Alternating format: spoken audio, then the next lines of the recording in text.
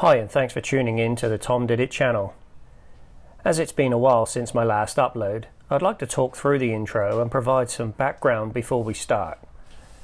As usual, there are some timestamps in the description below. Be sure to check those out if you need to skip to any point. In this video, I'll be dismantling my 250AR engine that's been patiently sitting on my bench for the last 9 months. Before taking the assembled engine apart, I'd like to go through my various containers and boxes to find any spare engine parts that might be usable. Over the past year, and in preparation for this build, I've been ordering various new OEM parts. I use the right side of the bench to lay these parts out. So I think I've found all the spare engine parts that I have. It's time to clean them with petrol.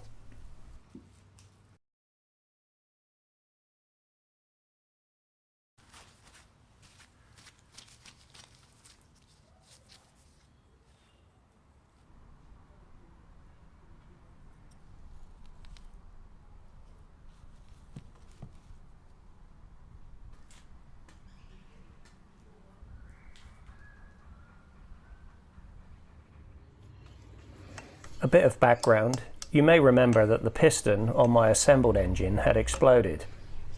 My original plan was to replace the top end only. That includes rebore the cylinder and install a shiny new Wassner piston. Here's where the problem starts. The scratches on the cylinder were so deep that the engineers had to machine the cylinder to oversized. Midway through filming the top end video, I realized that the oversized piston is now clipping the power valve. As you can imagine, significant reboring has moved the walls of the cylinder towards the power valve, and the piston clearance is no longer in spec. It's a good job I checked. I immediately thought about moving the power valve assembly back about 1 millimeter by using thicker gaskets. Unfortunately, this is not possible because of the 4 rubber O-rings that are pictured here as part 14. These seal the power valve assembly against the cylinder. So the shape and length of the power valve will need to be adjusted to suit the new bore size. Understanding that this necessary power valve modification is irreversible, it got me thinking that I may as well rebuild the entire motor just to ensure the longevity of the engine. So here we are, now on to the teardown. I start the teardown by removing the flywheel. You'll probably need a couple of specialist tools for this job.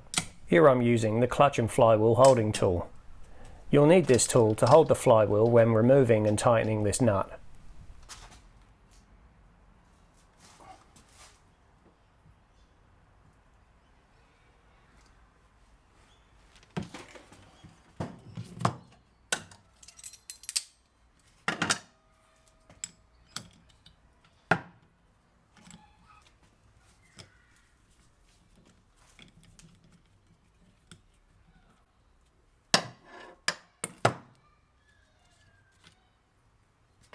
Then I use magnets to remove the 2 washers beneath the nut.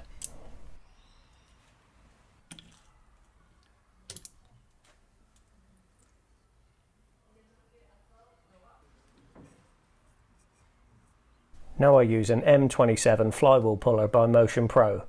This comes apart in 2 components. The outer piece has an M27 reverse thread which screws into the flywheel. Then simply hold the outer section and tighten the internal screw. This will push the flywheel off the crankshaft.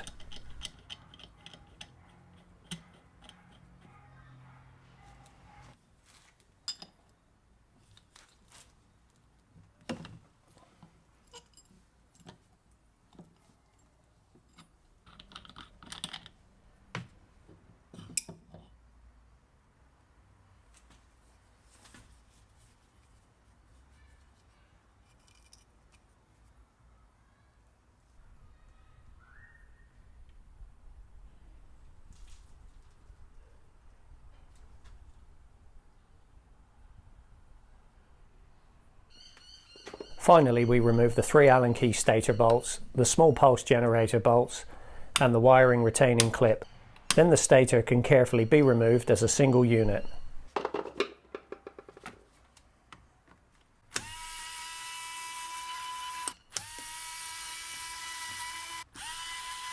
You'll see that I marked the top of the stator with a marker pen. This is so the top of the unit is easily recognised when I come to assembling the unit.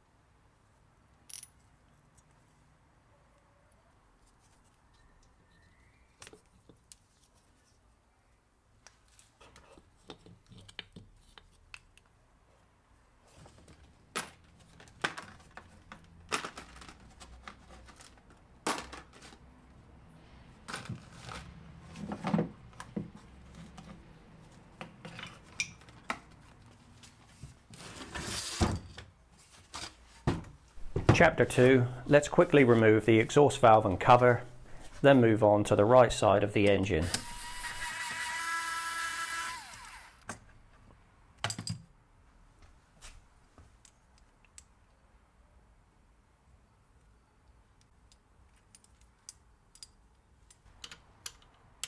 The gold case houses the clutch, various main gears and the kickstart mechanism. Of course, the kickstarter is seized in place. Like most things on this bike, probably hasn't been maintained since the 1990s when it was built. I spend the next 30 minutes trying to get this thing off.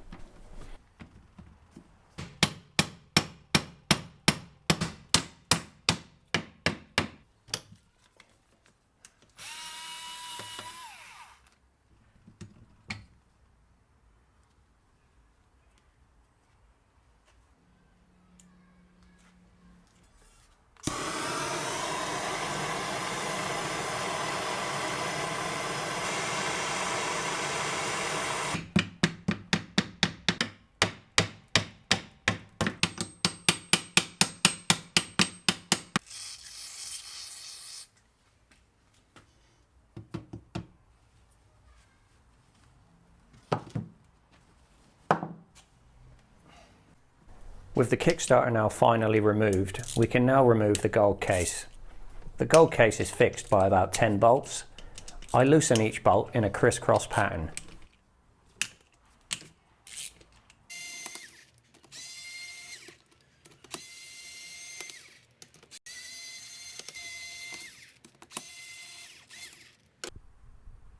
Here you see I've left the bolts in place while they are fully loosened. This allows me to check the length of each bolt and tells me that about ½ inch of thread depth is typical for each bolt.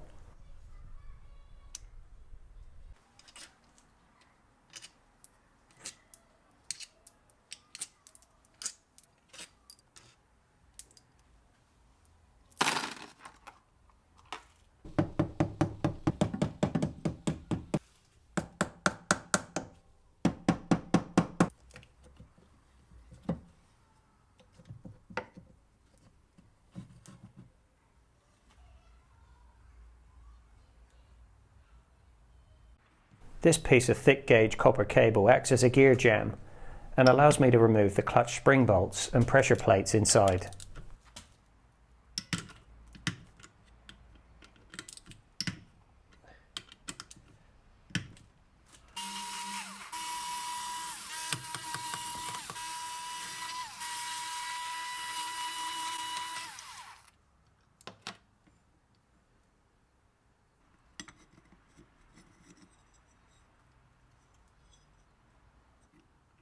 It's now time to remove the washer needle bearing, clutch lifter piece and lifting rod.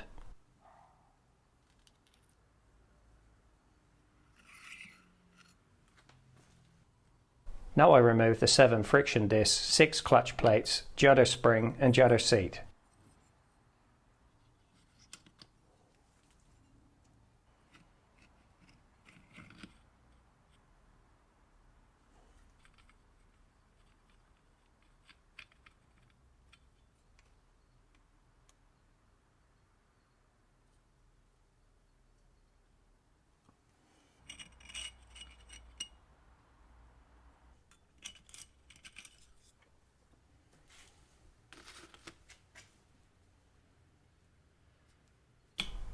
Now it's time to remove the clutch basket. Again, I use the clutch holding tool to loosen the lock nut and thrust washer.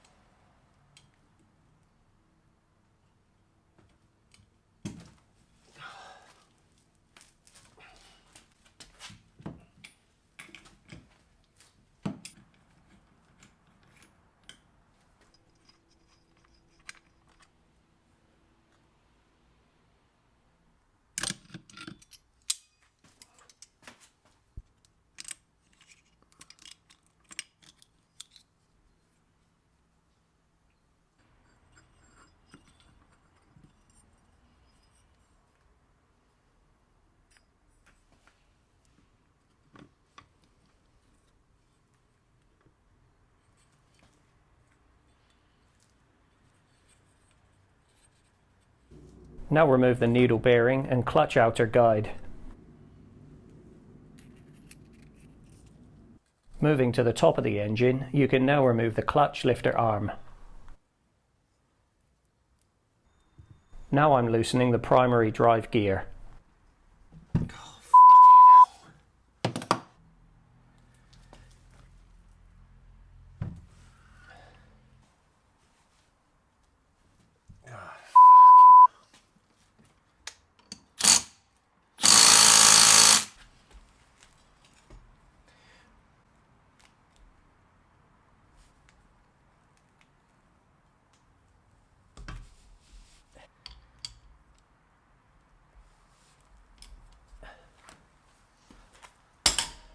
Before removing the gears completely, I'd like to take a second to show you where the timing marks align on the primary gear and the balancer gear.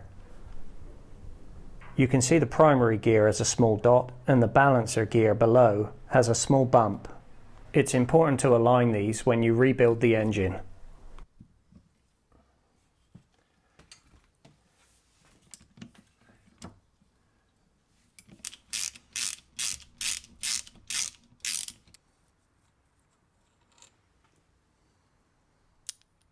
Now I've removed the water pump gear, primary drive gear, counterbalance gear and the small key.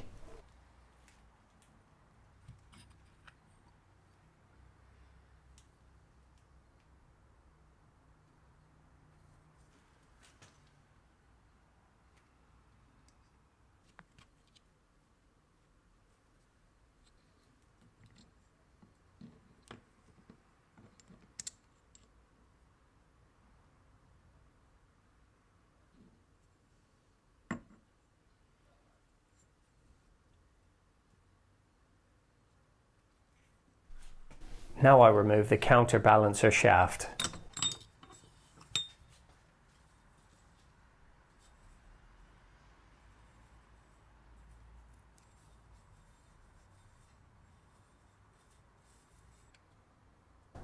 Next up is the removal of the gear shift spindle and washer.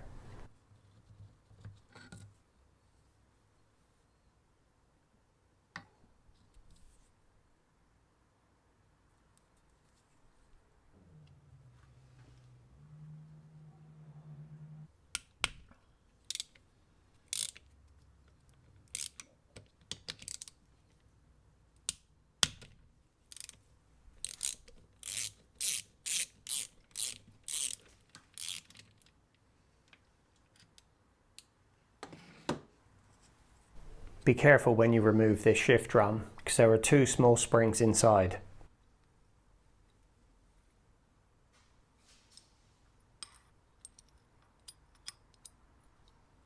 Then I remove the shifter pin and drum center.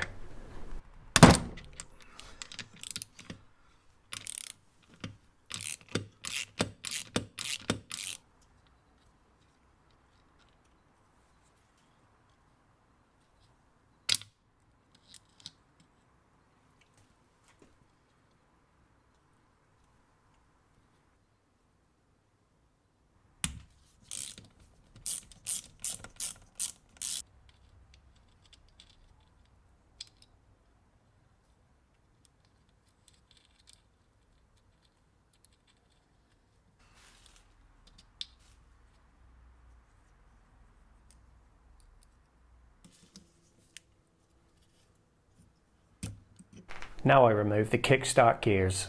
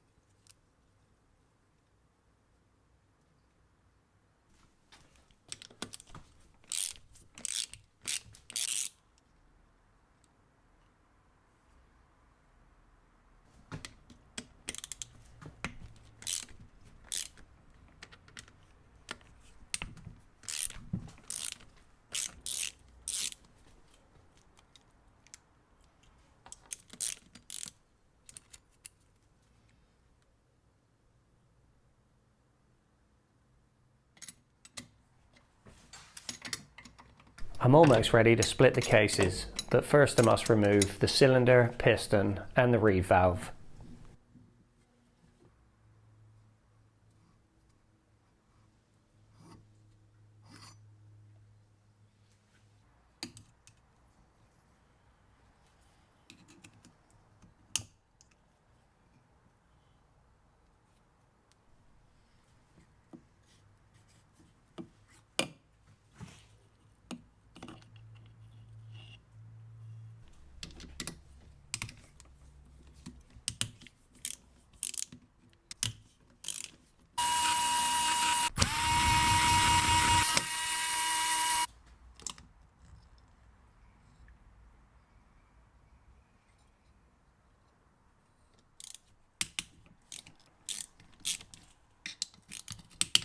In Chapter 4 we split the engine cases. In the middle of the engine is where we find the crank and transmission gears. I start by loosening the various bolts around the engine cases. It's important you double check that you haven't missed any bolts, or else you risk cracking the aluminium cases during the splitting process. You'll see what I mean a bit later.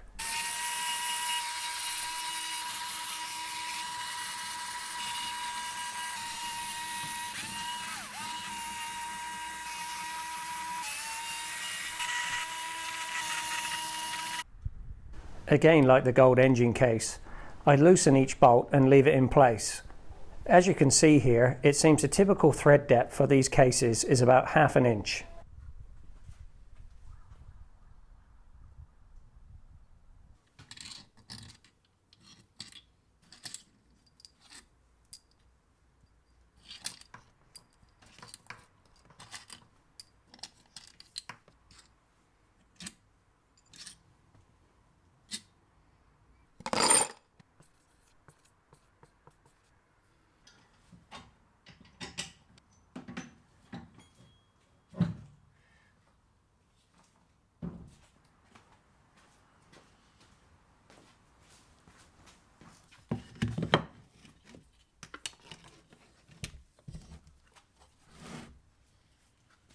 The engine cases, as you see them, are being held together by the press fit of the crank into the main bearing. I find the easiest way to split cases is by using a specialist case splitting tool. I picked this up online for about $100. You basically position the middle of the tool over the crank and then evenly space the 3 legs over the case holes. By using the stud supplied, you fix the legs to the engine case. Then by tightening the tool, this pushes the center bolt against the crank and lifts the cases.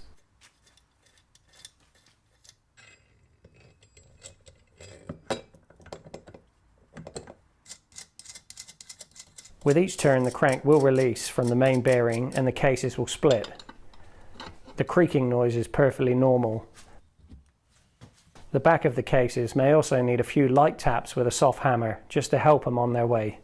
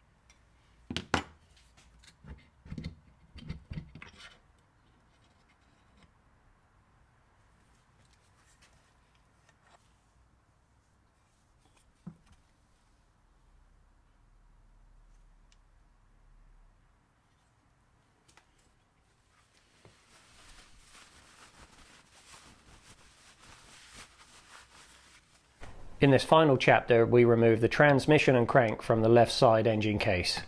Starting with the transmission, I remove the shift fork shaft, shift fork, and shift drum.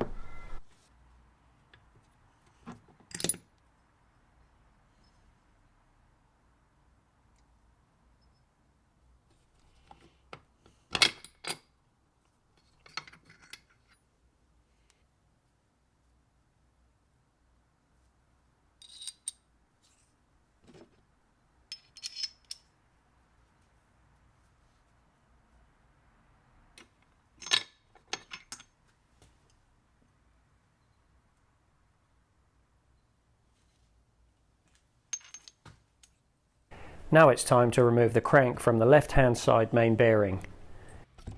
You'll see for the use of the tool I follow the same process. Position the tool on the top of the crank and evenly space the legs across the engine case. Then tighten the center bolt.